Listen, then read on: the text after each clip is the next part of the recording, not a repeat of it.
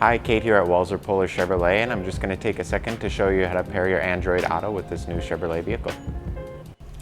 So pairing your Android Auto is actually extremely easy with the new update to the Chevy infotainment system. I'm going to just take a second to pair this Android vehicle here. First step, you're going to go to your Bluetooth settings on your phone and prepare to pair a new device. At the same time, you can go to your car screen here and click the Android Auto button, which should be located right on the home screen for you. At that point, you will see a vehicle pop up. It should say My Chevrolet right here on your Bluetooth available devices to pair.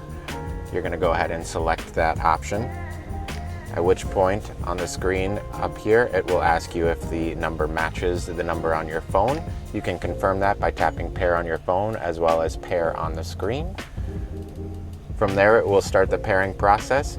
It might ask you a few questions on your phone as far as allowing access to the device, such as allowing your contacts. This is just going to simply allow your Chevrolet vehicle to make phone calls for you from your cellular device. So go ahead and tap allow.